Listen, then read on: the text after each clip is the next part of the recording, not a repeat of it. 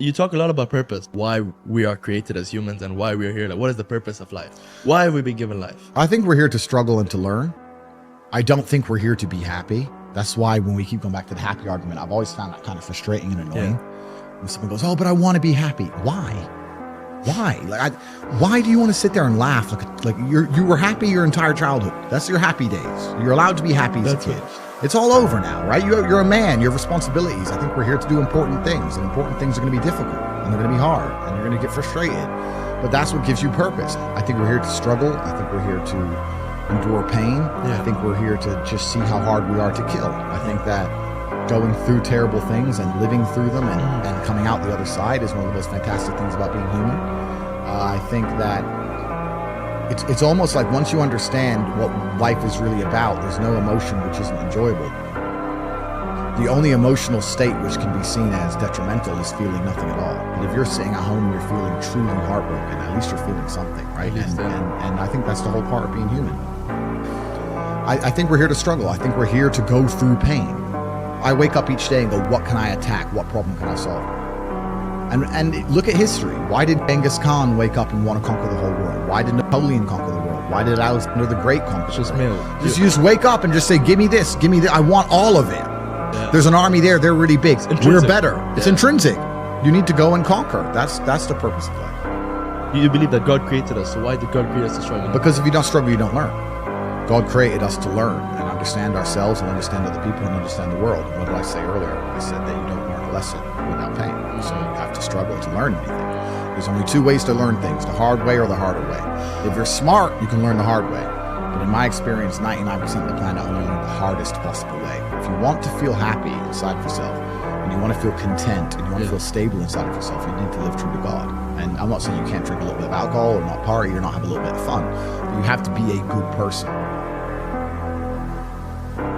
I don't believe in the societal paradigms in which they have tried to construct this idea of happiness. I don't believe or subscribe to the way that happy and sad is currently understood by the masses of the population. I think if you are anything less than absolutely distraught, you are happy. You're a version of happy.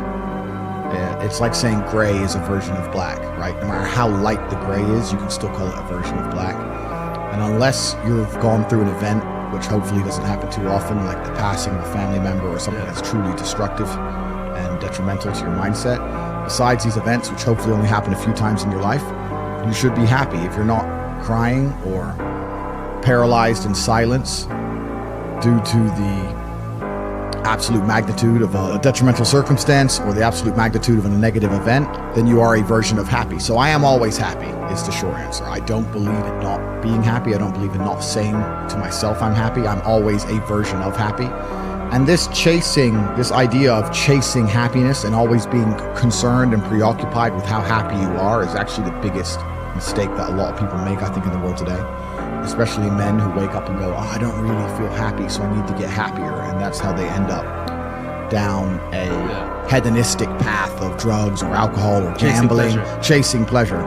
I don't care how I feel. I don't care if I feel happy or sad. It doesn't really affect what I do each day. I do the exact same things. I act the exact same way.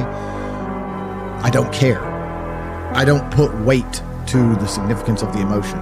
So I always consider myself a happy person, but if I woke up and I was slightly less happy one day than another, it wouldn't affect anything I do and I wouldn't put any relevance to it. I'm human and that's life. So yeah, am I any happier now that I have hundreds of millions of dollars than before I was broke?